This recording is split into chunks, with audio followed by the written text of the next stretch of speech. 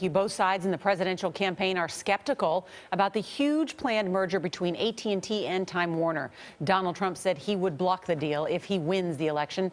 Hillary Clinton's spokesperson said the Democratic nominee thinks regulators should scrutinize it closely. The nation's second largest wireless carrier announced the more than $85 billion merger on Saturday. The deal would give AT&T control of Time Warner's media portfolio. This includes HBO, CNN, TNT, and the Warner Brothers studio. CBS News financial contributor Mellody Hobson is in San Francisco. Mellody, good morning. Good morning. Will this deal survive regulatory scrutiny? I think it will survive. I talked to one phone company executive, and they said there will be intense regulatory scrutiny, no question, which is why it'll take so long to close, estimated to be the end of next year, largely because of regulatory review. But at the end of the day, AT&T is buying a company that sells premium content, and that is not regulated, versus broadcast TV, which is regulated. This is not broadcast TV. Mellody, what does this mean in terms of the larger media landscape, that a company like AT&T believes that the future of mobile depends on media?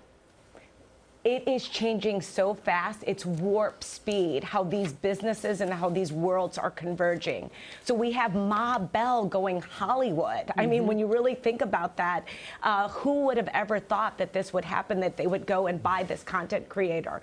At the same time, they're recognizing they can go head to head against the big cable companies with video streaming. And you have the cable companies going into the phone business. So you have Comcast and Charter Communications saying they're going into the cellular phone business. So again, all of these worlds are converging largely because of mobile and tablets and how our viewership of video is changing. Mellody, we mentioned that bipartisan skepticism. What does it mean for consumers?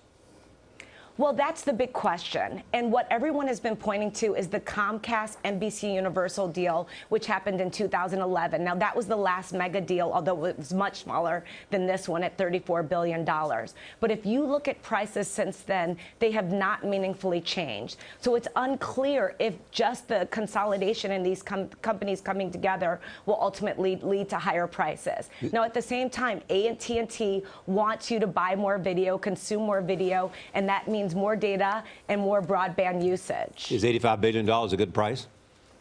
It is a rich price. Time Warner is going out on top. There's no question about it. 36% premium. They have scored for their shareholders. And what about Verizon and Yahoo?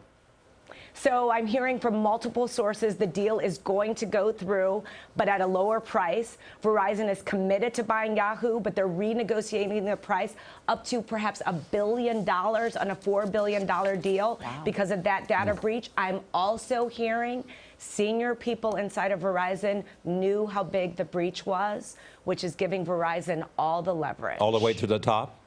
All the way to the top. I'm hearing that from multiple sources. Understandable. Mellody Hobson, thank you.